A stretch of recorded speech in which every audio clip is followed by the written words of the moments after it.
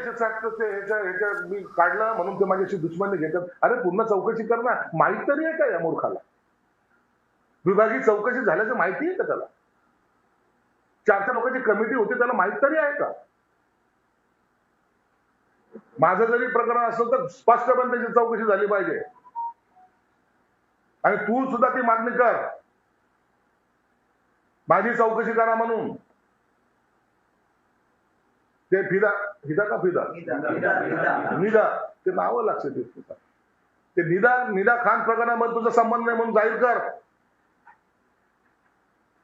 तुम्हाला बाप आहे असं म्हणतोस तू. कुणाचा बाप होतोस रे तू? एवढी मस्ती तुझ्यात कसली?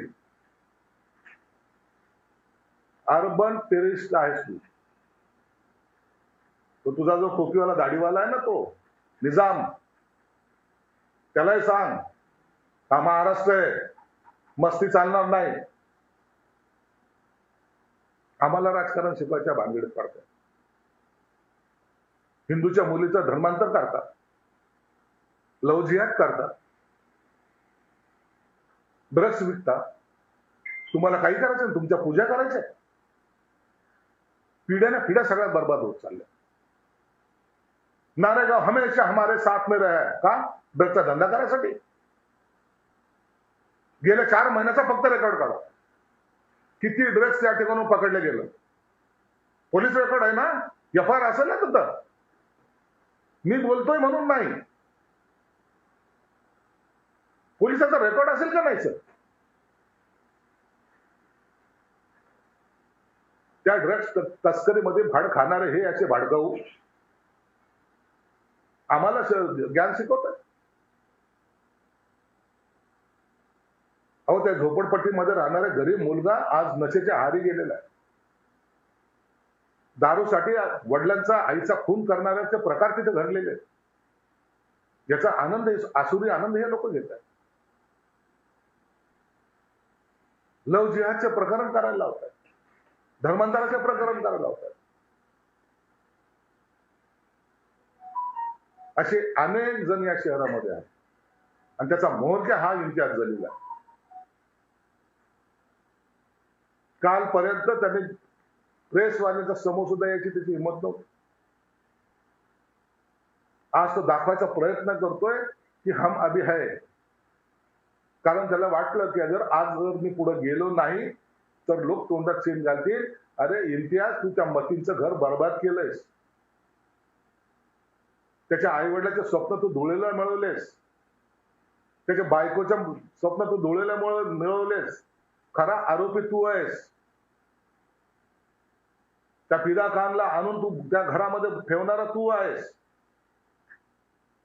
तिला लपवणारा तू आहेस. आणि म्हणून तू जे जे पाप केले त्याचा आता घडा भरलेला आहे. लोकांना भयकवणं तुला सोपं वाटतं का? तुझ्या पाठीशी बाकी लोक उभे राहत नाहीत. त्यांना माहिती आहे हे कोणत्या वृत्तीचे लोक आहेत. मतीन पटेलच नाही, तुझं बी घर इलिगल आहे. त्याची सुद्धा चौकशी करायला मी आयुक्ताला सांगणार आहे. तपासायचे परमिशन. हा नाकाने कांदे सोलतोय ना, याची परमिशन एकदा तपासा. परमिशन प्रमाण त्याचं बांधकाम आहे की नाही तपासा. नसेल तर तोडा त्याचं बांधकाम.